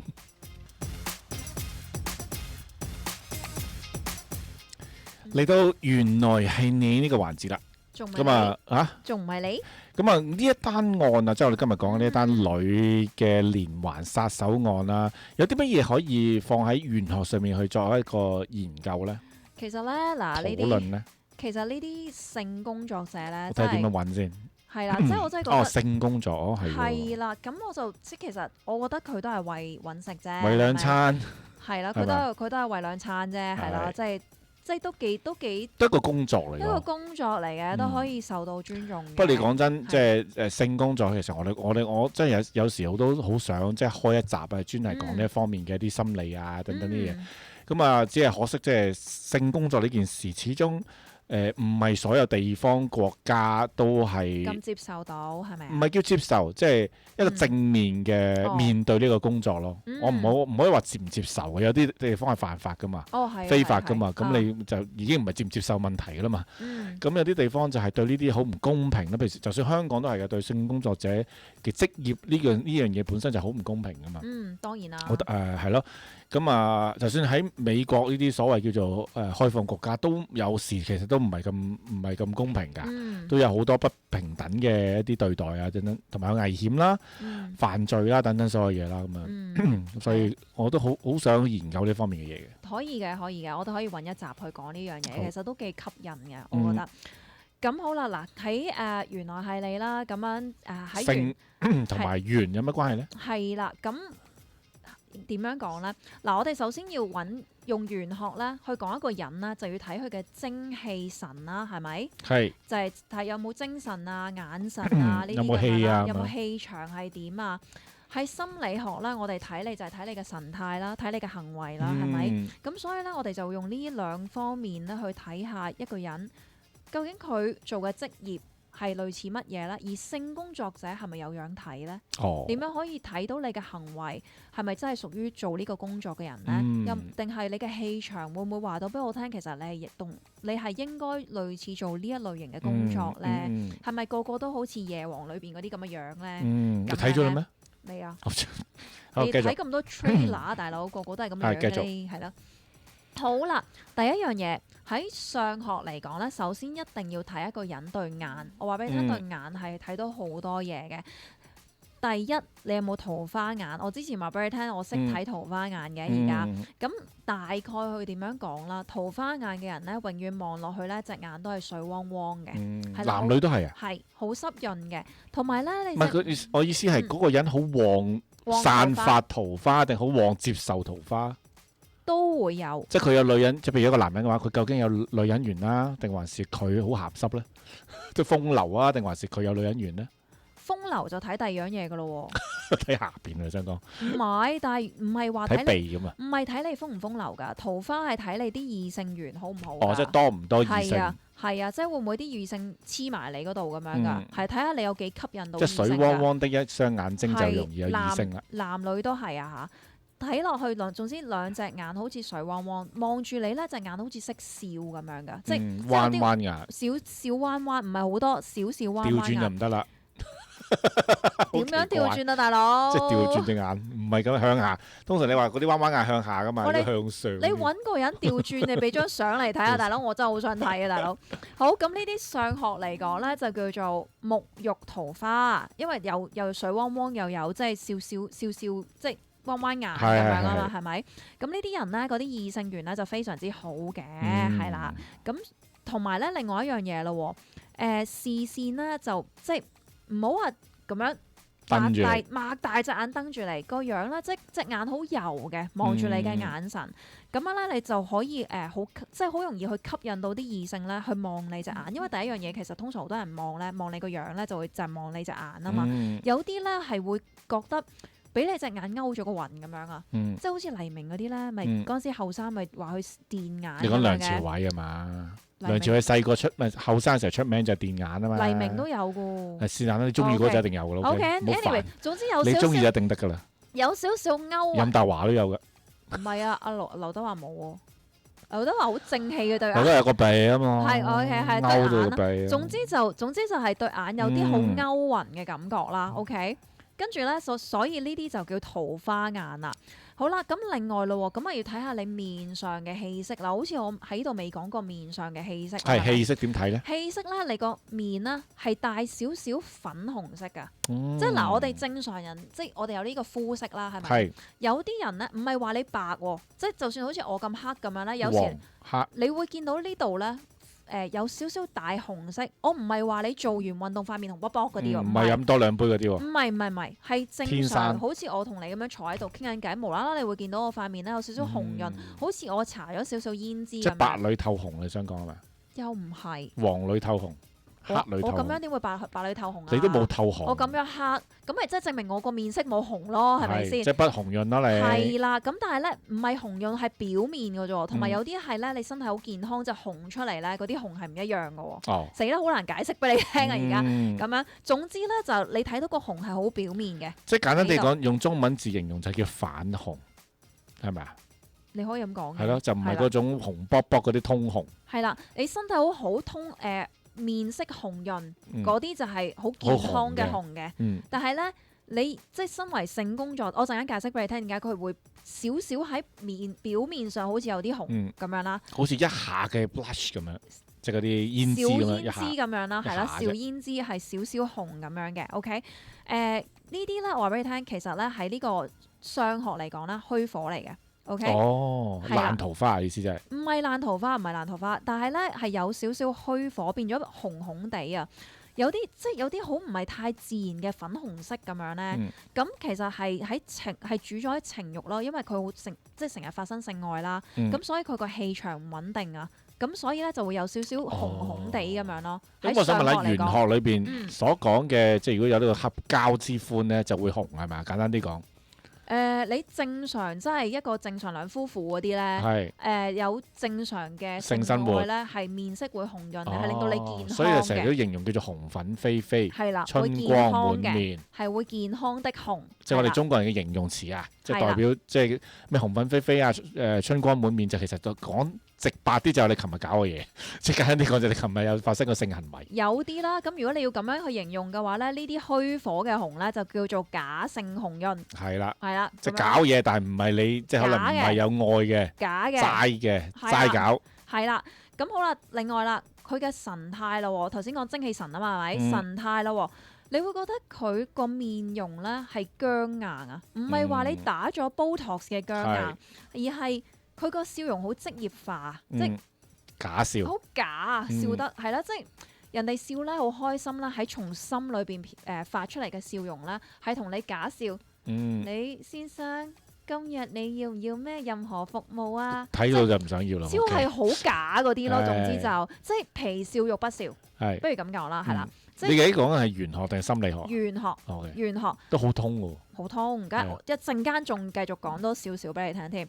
好啦，總之即係假笑得嚟咧，你個嘴就笑，但係你隻眼冇笑嗰啲咧，即係職業性笑容咯。我會覺得呢啲係咁，呢個喺玄學裏邊，即係基本上可以解釋到佢嘅精氣神咧。係你就會覺得呢啲有機會可能係就係從事性工作嘅一啲人啊，嗰啲咁樣啦。咁好啦喎。科學角度去睇咯，心理學角度去睇咯，點解會有呢啲咁樣嘅情況發生呢？嗱，首先去解釋呢個面色先啦。點解佢哋會有少少去紅咗呢？科學去解釋，因為咧呢啲性工作者咧，通常咧長期處於日夜顛倒啊，夜晚咧就走去返工啦，日頭咧就瞓覺。咁佢個身體裏邊咧，因為我哋你有冇聽過咧？人哋話如果夜晚瞓唔着覺咧，就食粒嗰啲褪黑色素，係啦，叫 melatonin 啊，咁啊幫你夜晚瞓覺噶嘛。咁因為佢哋日夜顛倒，佢呢個身體自然嘅 melatonin 咧係失調咗，咁所以咧就會導致皮膚咧就好似有啲好白啦、暗啞啦，即係基本上係冇乜血色，冇乜滋潤，跟住咧可能佢可能補妝啦，跟住又或者可能即係總之就會影響到即係你個面色咁鬼白咧，咁佢呢度形容會有少少咁樣泛紅嗰啲咁樣嘅感覺咯，係啊，咁所以咧有啲所以點解嗰啲性工作者有時咧化妝會化痕啲咧？因為佢面色太過蒼白，係要遮遮。係啊，遮佢自己本身嗰啲呢啲位咧唔夠紅啊，唔夠面色，唔夠健康，所以佢化到個妝紅啲咯，係啦。所以面色唔好啊，就係因為佢日夜顛倒，同埋另外一樣嘢咯，佢咧呢啲咁樣嘅性工作者啦，因為佢處於一個狀態咧，其實可能佢唔係真係咁願意去做佢而家應該要做嘅工作，可能佢係為咗糊口啦，所以佢先至要去做呢啲工作啦。所以基本上咧，佢係唔可以講被逼，但係佢就一定要 be 一個專業 professional 去見客。咁你諗下，心不甘情不願，咁當然唔會開心㗎，係咪先？佢點樣可以好由心咁樣去笑，好 enjoy 佢份工作呢？唔得㗎嘛。咁所以咧，可能佢就會做咗一個皮笑肉不笑嘅表情出嚟啦，係咪？係。好啦，咁另外咯，咁佢哋喺呢啲咁樣嘅情況啦，每一日都見唔同嘅客喎。咁佢又要喺好短嘅時間裏邊去認識呢個客，然之後去取悅呢個客嘅喜好，然之後咧就起碼即係討好佢哋之後，然之後去滿足咗佢哋，然之後咧就得到佢哋應該賺到嘅錢啦。如果做得好嘅，仲可以攞啲小費添。喺呢啲咁樣嘅工作空間裏邊，你又要去取悅人，你又要去 depends on 人哋嘅喜好嚟賺，即係 depends on 你賺到幾多錢，你點會開心先？係咪先？咁所以咧，佢哋呢一啲嘅狀況啦，呢一啲咁樣嘅環境之下啦，令到佢哋有呢一啲咁樣嘅玄學上嘅上學嘅表現咯。可能成日唔夠瞓，眼睛就水汪汪啦，係咪？咁又要成日皮笑肉不笑，就一個好僵硬嘅職業化笑容啦，係咪？跟住又冇神咯，又日夜顛倒咯，咁所以就做咗我哋頭先即係我哋講咗嘅所有嘢咯。咁但係咧，就千祈要記住，而家咧呢一個年代2026年啦，你可唔可以真係用晒呢一套去擺落去一個人嘅身上，然之後就話呢個人咁樣一定係性工作者，我話俾你聽，千祈唔好。個原因就係因為而家醫美非常之盛行。咁如果咧而家人哋做咗啲乜鬼醫美啊，搞到人哋冇魚尾紋啊，又或者可能好似頭先咁打 Botox 係咪？咁塊面僵硬晒，你唔好走去話人哋做性工作者啊，大佬一陣俾人打你真係。不過你咁講嗱，我首先即係都要講翻少少嘅，關於玄學方面嘅，我哋一直都提倡嘅就係話玄學係一啲古代中國人嘅統計學嚟噶嘛。OK， 咁啊，所以有一個歷史嘅含義喺裏邊嘅。係啊。咁我哋所以要諗翻下，即係呢個中國歷史或者以時舊時嘅人係嘅生活係點樣咯？咁所以先會有呢一個叫做咩鳳遮相啦，或者叫做係咪做呢一個鳳遮風塵相啦，或者咁風塵相咧喺古代嚟講咧，當你認定咗即係我哋即係統計完之後啦，認定咗呢一位係風塵女子啊。咁原則上佢好難轉行噶嘛，即係古代啊，講緊啊中國啊，古代啊，你做咗呢行你好難嫁人啊，或者好難即係有其他嘅出路噶嘛，所以以前就會覺得你呢個係風塵相，我哋注定就係要做呢個清流嘅咁樣。咁而家唔係噶嘛，係啊，而家好多可能快閃黨做下 part time 係嘛，即係又可以轉行，係實就可以轉行噶嘛，通常都會咁啊，所以咧就唔使要太介懷話呢個樣生得好風塵樣，其實只係話你有潛質啫，或者你有可能啫。係啊，同埋而家咧，你以前喺風塵咧，你嗰啲咩清流嗰度，你就可能要陪人哋即係飲花酒啊，係啊，嗰啲咁樣唱歌跳舞啊。係啊，好忙啊。而家其實你可以做 model，你而家可以做明星噶嘛，嗰啲都算係風塵咗㗎啦，都算風塵㗎嘛，係啦，或者做話劇好藝術嗰啲啦，係咪都可以？只要你係咯，你有表演你嘅美色啊，即係用你身體嘅美色去做一啲表演嘅話，你都可以係風塵樣㗎。咦？咁我而家上咗 YouTube，你唔好亂諗話，你唔好亂諗啊 ！Please，冷靜啲呢位小呢位同事。我哋而家上咗 YouTube 喎。你冷靜啲，你咁我咪風塵。唔係拋頭露面嘅女人都係叫風塵女子嘅，OK。我突然間諗起唔問，但我而家拋頭露面啊！出人頭地。係我出人頭地係。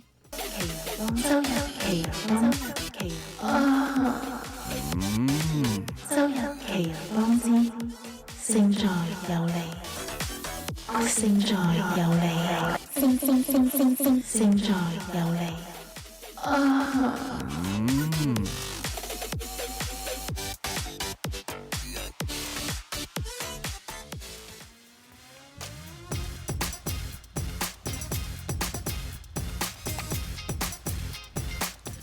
好，今日嘅勝在有你咁啊，都即係輕輕，因為時間唔係好多啊，所以我哋只能夠輕輕去揦呢個題目出嚟。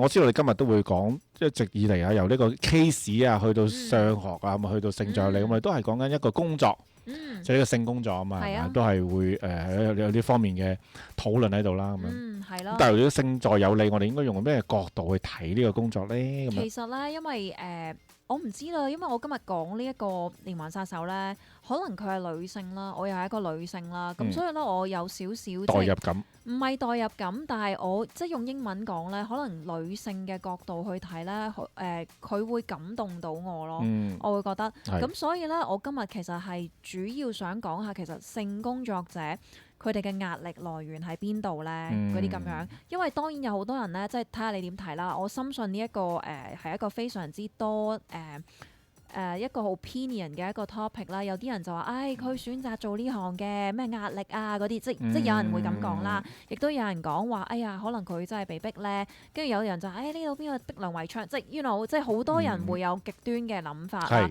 但係我只不過今日想同大家分享嘅咧，就係從一個女性嘅角度。我覺得艾蓮佢點解會成為一個性工作者，係因為佢真係俾屋企人遺棄咗。佢為咗生計，佢為咗維持生活，佢真係冇，因為佢冇第二一技之長，冇技術啊，係啊，冇第二啲嘢可以做，冇學歷。佢真係唯一可以做到嘅就係呢樣嘢。如果唔係，佢就真係執垃圾嘅啫，真係。係啦，咁所以我覺得佢係。即係你當我同情佢啦，我覺得佢有少少係被逼㗎咯，係啦。咁所以咧，其實作為一個性工作者，呢個世界好多，即係會唔會好多？而家呢個年代係咪仲有好多呢啲為勢所逼，所以要進行性工作啦？嗱，我首先定義一下先啊，性工作呢件事啊。咁當然係有供有求啦，嗯係嘛？你有 supply 先有你個 demand 嘅當然啦，OK？當然啦咁你當然有咁嘅需求喺度先啦。咁男性首先我哋先揀一個最簡單嘅一個 formula 去傾呢個話題，咁咪就好複雜嘅，因為係簡單嘅 formula 就係由女性出發做呢個性工作，而佢嘅最大嘅客人大部分係男士，咁樣嘅 formula 比較簡單啲，因為我知道實在太多嘢啦，即係太呢個工作實在好多，有男士嘅性工作啫嘛，係咪？有男啦，有女啦，有好多嘢啦，OK？咁但係我哋用最簡單嘅 formula。因為呢樣嘢最挑戰，我覺得最挑戰我哋嘅道德底線嘅。一開始嘅時候啊，即係自古以今，其實所有嘅歷史上面都有呢個工作㗎啦，中國又有，西方更加都有啦，係咪？即係呢個就係一個供一個求嘅問題咁樣。但係佢挑戰咗嘅係一個我哋嘅人性嘅道德啦，觀點咧就係我哋自古會覺得。性呢件事係嘛？性交或者性愛呢件事係需要即係一個愛情或者係一個夫妻之約或者係一個傳宗接代之約嘅一個理解啊嘛。係啊。所以當你違背咗呢樣嘢嘅時候，你就覺得道德淪亡啊，係咪啊？即係自細我哋都係咁樣灌輸呢個教育㗎嘛。係。但去到呢個年代，其實有好多人覺得呢件事並不重要。嗱，我之前有同你講過一個年青人嘅關係啊，你咪問我一個 terms 嘅，我嗰日咪諗唔起個 terms 叫乜嘢，就係又係又唔係啊嘛，又唔係正式嘅 relationship，但係又做晒好多我哋認為我哋呢啲老餅認為嘅男女之間男女朋友會做嘅嘢，包括咗行街睇戲食飯同埋呢個性愛啦。但係佢哋係咪即係綁緊在一起咧？又唔係嘅喎。佢哋嗰個 term 就叫做咩 situationship 啊。situationship 係啦，就係我唔知中文應該點樣翻譯啦。我諗冇呢個名㗎。即係得閒飲茶啦，或者睇情況而定啦咁樣。係啊。但係佢哋係一齊㗎嘛。係啊。但係你又唔可以話佢一齊嘅喎。佢又唔認佢係男女朋友。但係又唔係 open relationship，又唔係話周圍可以同其他人喎。係啊。這是什麼情況咧？你明唔明啊？呢啲嘢咪就係 situationship 咯。我突然間諗起一樣嘢，頭先你講起，我想話性工作就一定唔會俾 AI 取代到咯，得唔得啊？係咯，冇可能嘅，你點會揾個機械人？你好難講。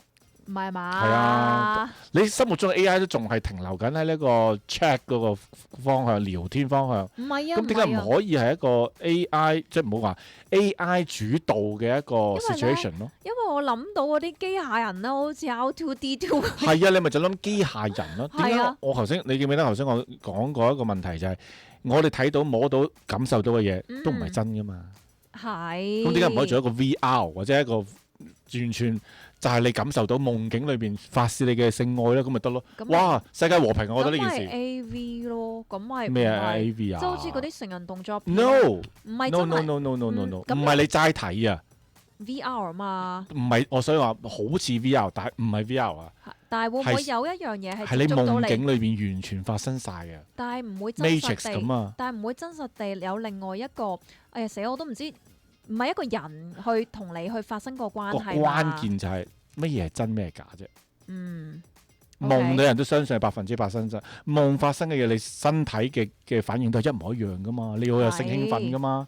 你會男性你會射到精噶嘛？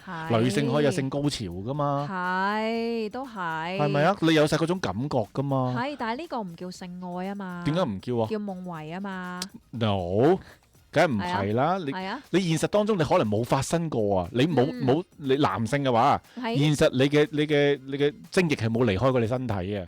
係。但係你有晒嗰種高潮感覺啊！係啊，咁但係呢個唔叫性愛啊嘛，呢個叫發夢㗎嘛。係啊。我想講咩啊？咁你而家你嘅性工作嘅性服務啊，點解唔道德啫？就因為大家世人唔容許呢件事真實發生啊嘛。係。即係好多思維啦，唔可以話唔容許啦。好多傳統觀念思維者都認為唔應該發生不是伴侶以外的性愛啊嘛，啱唔啱啊？咁但係如果呢樣嘢只係發生喺你嘅，如果講夢境，大家覺得係假嘅，但係一個你覺得係真實嘅世界裏邊發生咗，咁佢就係真實噶啦。咁啊又唔會傷天害理，係咪？又唔會令到呢班人覺得你冇道德，係咪？又唔需要有個性工作者，亦都唔會有性病嘅傳染。哇！係世界和平，我覺得呢件事係分鐘仗都打少啲嘅。嗱，頭先以上嘅意見啦，係係不代表奇哥嘅意見不代表 Doctor 芬啊，Doctor 芬嘅意見咧就係 AI 取代唔到性工作者。我覺得取代到嘅真係可以。我覺得唔係，你應該話係啊， AI 唔可以取代性愛。一但係可以取代定唔得性工作噶嘛？即係如果我頭先講呢樣嘢發明咗，佢係的確可以取代咗性工作者啊嘛？你明唔明啊？係冇咗呢個職業啦嘛？如果大家都可以憑住自己虛擬嘅世界得到100%嘅性愛滿足，我講緊唔係取代性愛啊，性愛係另一個 topic 啊。係嚇我而家講緊呢個職業啊，有冇需要必要喺度出現啊？可以唔需要㗎，只要科技夠發達嘅話，係唔需要呢個職業㗎。